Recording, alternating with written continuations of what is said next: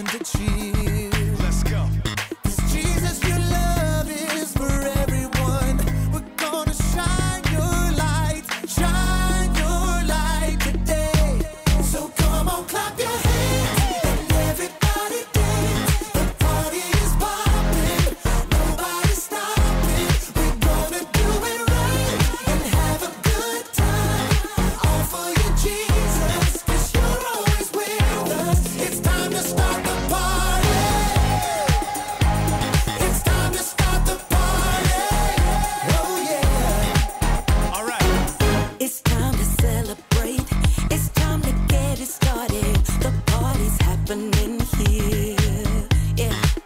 Turn up the music loud. Dance like nobody's watching. We got a reason to cheer. 'Cause Jesus, your love is for everyone. We're gonna shine your light today. So come on, clap your hands and everybody dance. The party is popping, nobody's stopping. We're gonna do it right and have a good time. All for you, Jesus, 'cause you're always with us. It's time to start the party. It's time to start the party. Oh yeah. It's time to start the party. It's time to start the party. All right, let's break it down one time. Get up now, party people, gather all around. No time to snooze, we gotta spread the news, so get on up and get down. Get up now, party people, gather all around. No time to snooze, we gotta spread the news, so get on up and get down. Get up now, party people, gather all around. No time to snooze, we gotta spread the news, so get on up and get down. Now go tell them about it. Come on, clap your hands and everybody dance. The party is popping, nobody's stopping. We're gonna do it right and have a good time. All for you, Jesus, 'cause you're always with us. It's time to start the party. It's time to start the party. Turn it up. Oh yeah. It's time to start the party. It's time to start the party. Oh yeah. Ooh, yeah. That's right.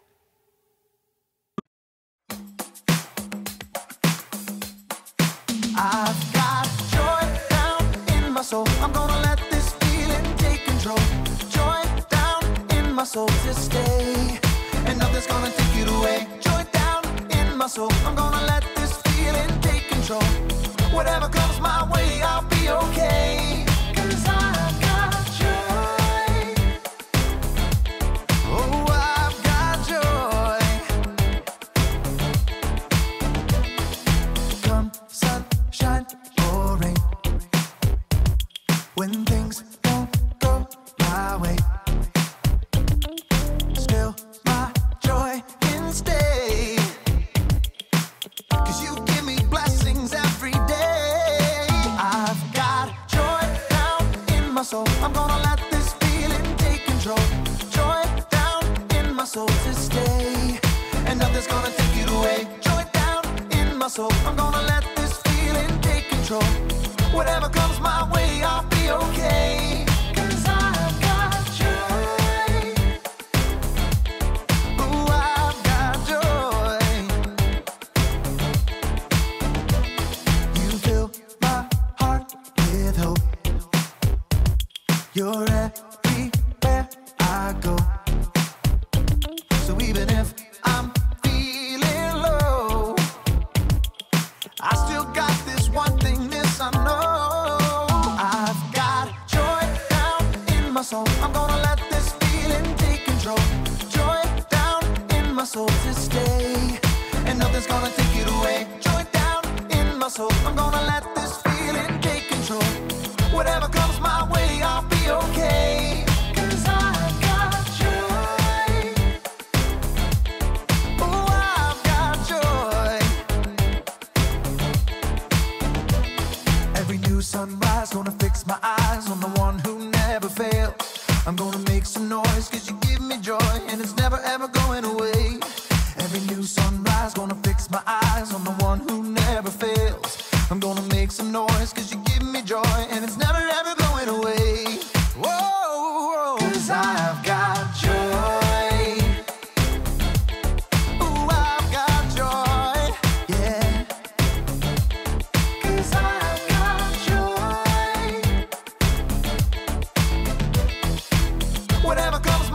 I'll be okay. Oh, I've got joy.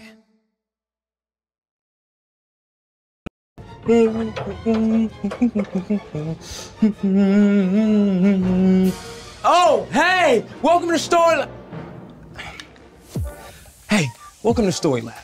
This week we're talking about joy while we take a look at the best way to love others well.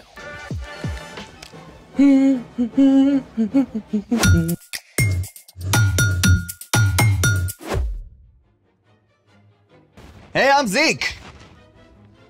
And that's Carter. And we're talking about joy, which is choosing to celebrate what God is doing. Carter. What? Oh! Hey, I'm Carter. I already said that. And we're talking about... Yep, already did that. Sorry, I just got a little carried away. You wanna let us in on your tunes? Sure thing. Ooh. What is this? Tchaikovsky's 1812 Overture. Oh, I didn't know classical music was your jam. Yeah, well, this piece uses live cannons. Wait, what? Hold the bus. Live cannons? The composer Tchaikovsky wrote this piece of music to celebrate a victory in battle. The orchestra actually used cannon blasts as part of the music. And churches rang their bells, too. That's insane. I gotta hear it again.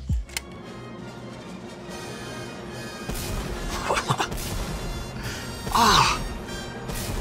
So, do orchestras still use actual cannons when they play this piece? Sometimes if it's outside, but a lot of the time they just pop a balloon or use a pre-programmed electronic drum pad.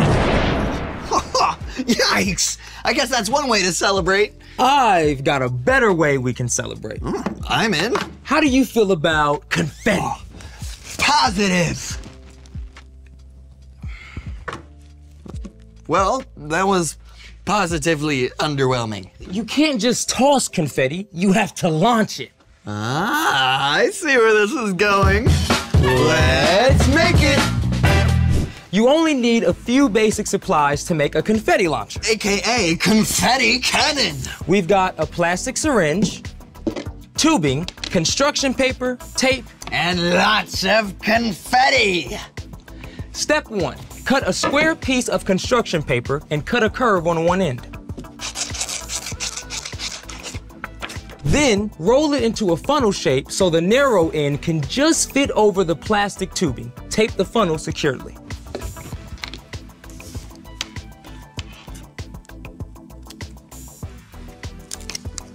Thank you. Step 2, put the funnel over the end of the plastic tubing and tape it in place. You want to make sure that the seal is airtight. Okay, whew, ready for confetti? Oh, hey, that rhymes. Ready for confetti with a Yeti who likes spaghetti? Yes, ready. All right.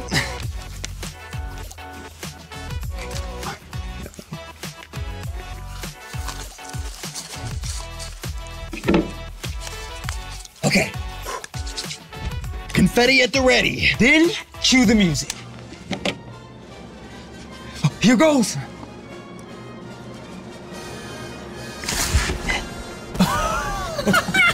That was great. That was amazing. Let's see it again.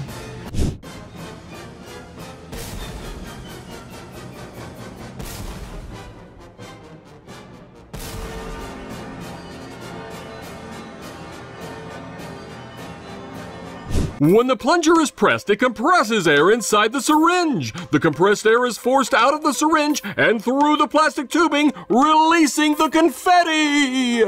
This is way cool. Can we share this with someone else? Speaking of sharing, it's time for... The story before the story.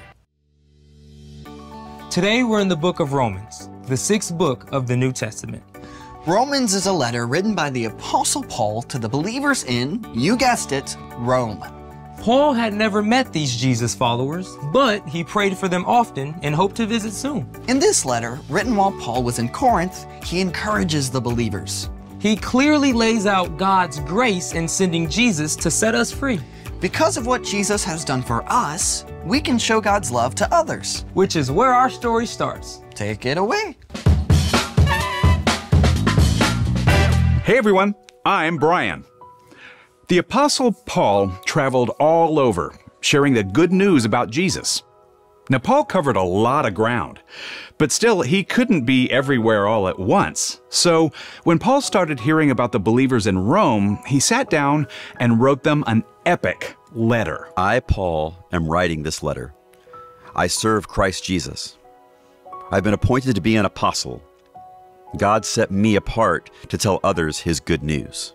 Paul went on to detail how those who follow Jesus are set free from sin, from the wrong things they've done.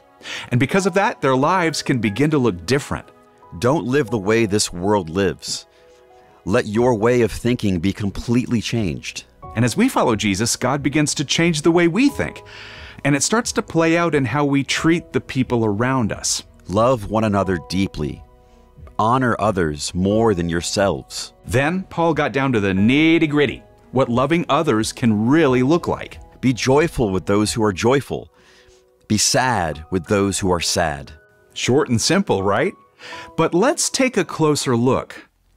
Be joyful with those who are joyful. Be sad with those who are sad. There's a big word that relates to both of these things.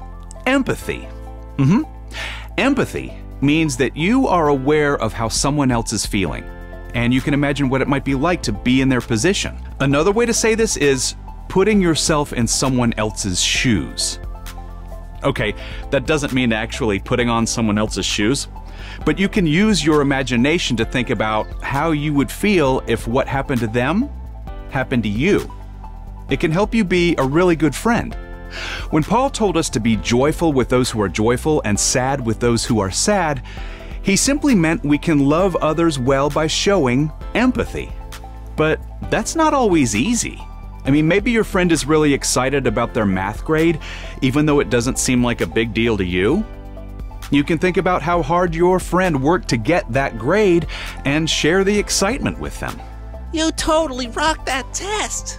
Sometimes it means celebrating someone even if they got something you didn't. It might be that your big brother got picked for the traveling team and you didn't. I mean, that is hard, right?